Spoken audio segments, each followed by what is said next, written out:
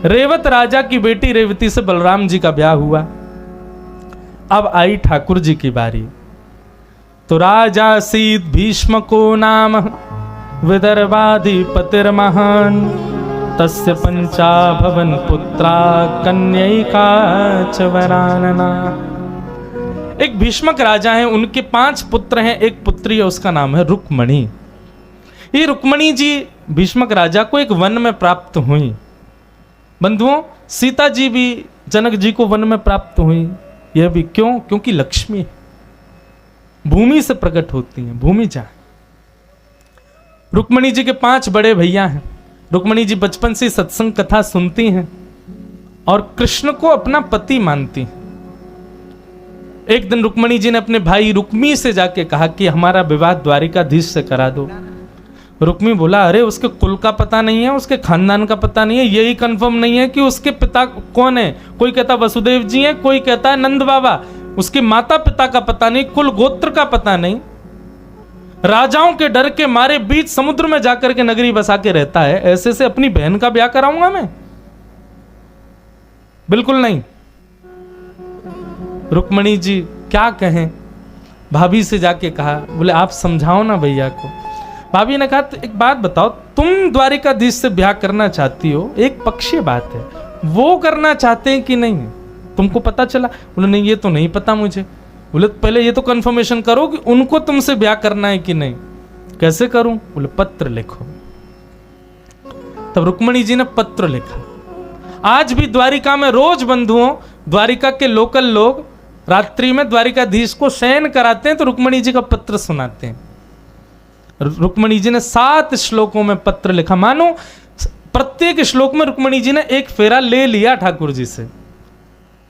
श्रुत्वा गुणान् भुवन सुंदर शृण्वतां ते निर्विश्य कर्ण विवरै हरतुंगतापम् रूपं दृशां दृशिमताम् अखिलार्थ लाभम् त्वय्यच्युता विशति चित्रतपत्रपं मे। यदि कोई नव विवाहिता या फिर जिसका विवाह ना हुआ हो या कोई भी माताएं रुक्मणी जी के पत्र को नित्य गान करे तो उनके पति में द्वारिकाधीश जैसे लक्षण आने प्रारंभ हो जाते हैं, द्वारिकाधीश जैसे गुण आ जाते हैं। इसलिए रुक्मणी जी का पत्र, वैसे तो शास्त्र आज्ञा है कि नव विवाह जिनका होने वाला है उनको नित्य पाठ करना चाहिए। द्वारिकाधीश जैसे थोड़े थोड़े गुण आ जाएंगे होने वाले पति में। रुक्मणी जी ने पत्र लिखा और एक ब्राह्मण को बुलाया। ब्राह्मण को बुला के कहा, लो द्वारिकाधीश को दे दो जितना जल्दी हो सके। यहां शिशुपाल ने रुक्मणी जी का विवाह पक्का कर दिया। रुक्मी ने शिशुपाल से रुक्मणी जी का विवाह पक्का कर दिया। रुक्मणी जी ने पत्र भिजवाया। ब्राह्मण लेकर के पत्र पहुंचा। बहुत दूर है कौंडनपुर। कौंडनपुर कहां है? अमरावती, महाराष्ट्र। वहां से द्वारिका कितना दूर है? ब्राह्मण बेचारा 2 दिन में पहुंचा। जाकर के पत्र भगवान को दिया। भगवान अकेले बैठे थे। सुबह सुबह ब्रह्म मुहूर्त का समय हो रहा था। ठाकुर जी बोले, कहां से लाए हो? बोले भीष्मक राजा की बेटी रुक्मणी जी ने भेजा है। भगवान बोले, अच्छा पढ़ के सुनाओ। बोले, आपका निज पत्र मैं क्यों पढ़ूं? ठाकुर जी बोले, हमारी कोई भी बात निजी नहीं है। कलयुग में हमारी सारी निज कथाएं व्यास लोक वक्ता बन के कथा में सुनाया करेंगे। हमारा कुछ भी प्राइवेट नहीं है। सुनाओ क्या लिखा है। जैसे ही ब्राह्मण ने पढ़ा, श्रुत्वा गुणान भुवन सुंदर शृण्वतां ते निर्विश्य कर्ण विवरै हरतौंग तापम। प्रथम श्लोक सुना था बस ठाकुर जी ने। बोले बस।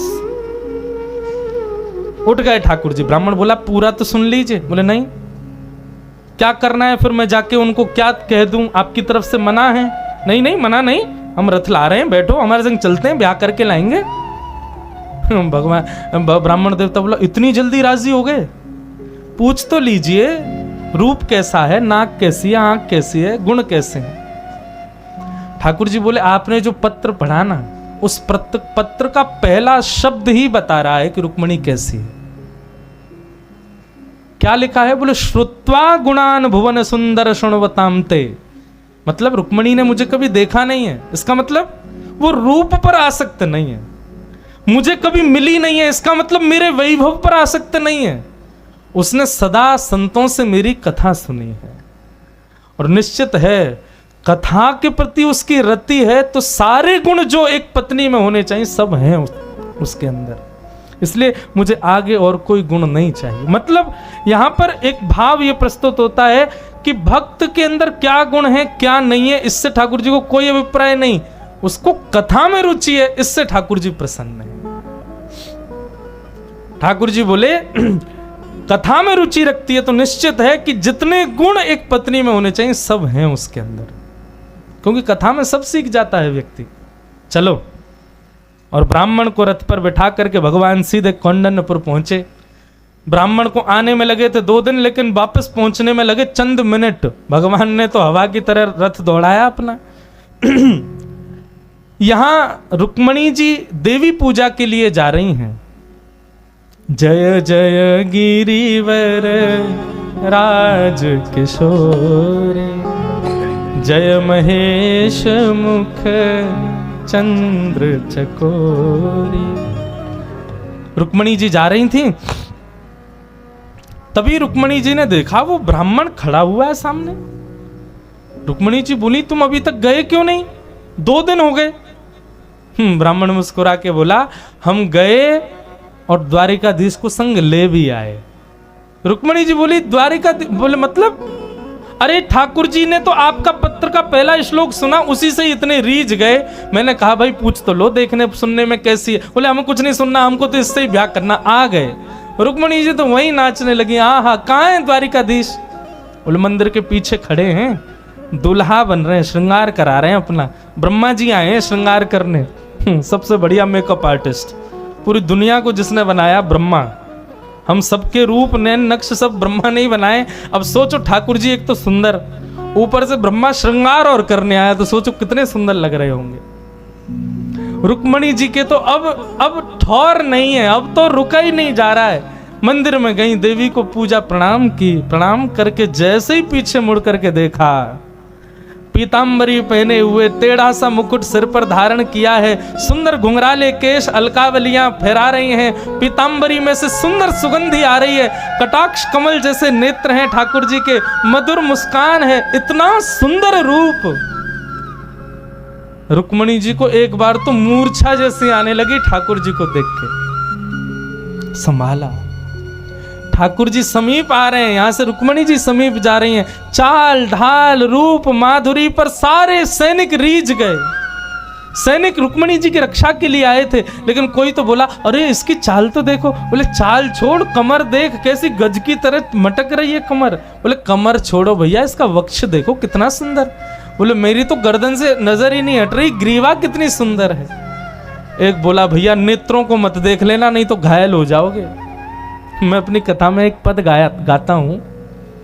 जादू भरी तेरी आंखें जिधर गई, जादू भरी तेरी आंखें जिधर गई, जादू भरी तेरी आंखें जिधर गई, जादू भरी तेरी आंखें जिधर गई। ओ नैनों की कटारी वारी वारी छुई छुई छतियां से उतर गई, नैनों की कटारी वारी वारी छुई छुई छतियां से उतर गई। ओ जादू भरी तेरी आंखें जिधर गई, जादू भरी तेरी आंखें जिधर गई, जादू भरी तेरी आंखें जिधर गई, जादू भरी तेरी आंखें।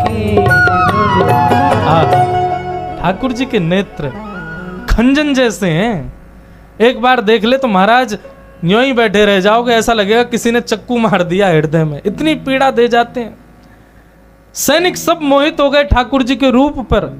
ठाकुर जी गए, रुक्मणी जी को दोनों भुजाओं से उठाया, लेकर के रथ में बिठाया, चाबुक मारी और सीधे द्वारिका को। सैनिक सब देखते ही रह गए। एक सैनिक बोला, भैया बहुत सुंदर था। एक बोले अरे रुक्मणी जी कहाँ हैं? सब जगह खोजा, रुक्मणी जी नहीं मिली। तब एक सैनिक बोला, मैं बताऊं कहाँ है? बोले कहाँ है? बोले वो आया था ना सुंदर सा, जिसके रूप चाल ढाल सब देख रहे थे। बोले हाँ, वही ले गया अपने साथ। सब लोग बोले अरे ले गया, तूने रोका क्यों नहीं? हम तो उसके रूप पे मोहित हो गए थे, तुझे तो दिख रहा था ना कि वो ले जा रहा है, तूने क्यों नहीं रोका? बोले सच्ची बताऊं, जब वो अकेला चल रहा था तब तो वो बहुत सुंदर लग रहा था, पर जब वो रुक्मणी जी के संग आया ना तब तो वो इतना सुंदर लग रहा था, इतना सुंदर लग रहा, मुझे लगा जोड़ी बहुत बढ़िया है, एक बार ले जान दो इसको, बाद में देख लेंगे, एक बार जाने ही दो। और रुक्मणी जी का हरण करके ठाकुर जी ले गए। पीछे भगवान का साला भी भागा, रुक्मी, उसने कुछ अपशब्द कह दिया यशोदा मैया को लेकर के। ठाकुर जी ने तुरंत रथ खींचा, रोक दिया। रुक्मणी जी बोली मेरे भैया हैं, कुछ कहना नहीं। भगवान बोले नहीं, साले साहब हैं, बस प्रसाद दे के आते हैं अभी। नीचे उतर करके भगवान गए, ऐसा युद्ध किया, आधी मूंछ आधी दाढ़ी आधे केश मूड़ दिए। बोले आइंदा यशोदा मैया के बारे में कुछ कही तो सोच लेना हम क्या करेंगे। बलराम जी तभी पहुंच गए तो बलराम जी ने रोका, नहीं तो भगवान तो गोविंदाय नमो नमः करने वाले थे। बलराम जी बोले लाला ये सारो है तेरो, पूरा ब्याह यही करवावेगो, यही कन्यादान करेगो, यही बहू को विदा करके सब काम में यही काम आवे वारो है, पूरे जीवन भर यही ते काम पड़ेगो, या को मत मारे। बलराम जी ने युद्ध संभाला। ठाकुर जी रुक्मणी जी को लेकर के द्वारिका पहुंचे। वसुदेव देवकी जी ने लाला को समझाया, बोले लाला ब्याह तो कम से कम डट के कर ले, एक जगह रुक के कर ले, तेने सबरे काम ऐसे ही किए, उठ पटांग ऊपर नीचे दौड़ भाग के, ब्याह तो आराम से कर ले। ठाकुर जी बोले अब आपकी इच्छा है, देखो इनको हमसे ब्याह करना है और हमारी भी इच्छा है कि हम भी इनसे ही ब्याह करेंगे, आपको यदि योग्य लगे तो आप हमारा ब्याह करा दो। देव की मैया बोली जब इतनी माता पिता की आज्ञा की इच्छा ही तो फिर हरण करके क्यों लाए हो? ठाकुर जी बोले हमने हरण नहीं किया, इन्होंने पत्र में लिखा था कि परसों हमारी सगाई होने वाली है, उससे पहले हमारा हरण कर लो, नहीं तो हम प्राण त्याग देंगे, इसलिए हम हरण करके लाए। ठाकुर जी मर्यादा नहीं तोड़ते, रक्षा की प्राणों की। वसुदेव जी ने पुनश्च रुक्मणी जी को कौंडन्यपुर पहुंचवाया और पत्र लिखा राजा भीष्मक को कि आप अपनी नगरी सजाओ, हम अपने लाला की बारात लेकर के आ रहे हैं। बंधुओं भागवत में वर्णन है कि एक भी व्यक्ति राजी नहीं था रुक्मणी जी के पक्ष में ठाकुर जी से विवाह के लिए। क्यों? कोई कह रहा रंग अच्छो ना है, कोई कह रहा कि माता पिता को पतो ना है, कोई कह रहा हमने सुनिए टेढ़ो है वो बांके बिहारी, टेढ़ उसकी कमर टेढ़ी है, उसके पैर टेढ़े हैं, उसके सिर टेढ़ा है, सब ऐसी ऐसी बातें बनाते। रुक्मणी जी ने ये भाव ठाकुर जी को पहले ही बता दिया कि हमारे वहां कोई राजी नहीं है, सबको लगता है कि आप टेढ़े हो, कारे हो, ऐसे हो। ठाकुर जी बोले रुक जाओ अभी आते हैं हम। ओ महाराज ऐसे तो ठाकुर जी बड़े सुंदर, लेकिन जब दुल्हा बनकर के कौंडन्यपुर आए तो वर्णन आता है कि अटारियों पर सालियां सरहेज खड़ी रहती हैं गारी सुनाने के लिए दुल्हा को, तो गारी तो दे रही थी। जब तक ठाकुर जी नीची नजर करके खड़े थे तब तक तो गारियां ठाकुर जी को दे रही थी। जैसे ही ठाकुर जी ने ऊपर देखा सखियों को, कटाक्ष से जैसे ही देखा तो जो गाली द्वारिकाधीश को देनी थी वो गाली भीष्मक राजा को देने लगी, उल्टी गाली अपने परिवार को देने लगी। ओहो, ठाकुर जी की रूप माधुरी पर सब रिजवार हो गए, जो देख रहा है वही बलैया ले रहा है। और सब अब तक जो द्वारिकाधीश की निंदा कर रहे थे सब रुक्मणी जी से जाके कह रहे हैं तेने कौन सी तपस्या की जो ऐसे पति मिले, रूप देखो, सौंदर्य देखो, गुण देखो, चाल देखो। हाँ हाँ, ऐसे बंधुओं ठाकुर जी का विवाह रुक्मणी जी के साथ में सुसंपन्न हुआ। बोलो रुक्मणी रमण भगवान की जय।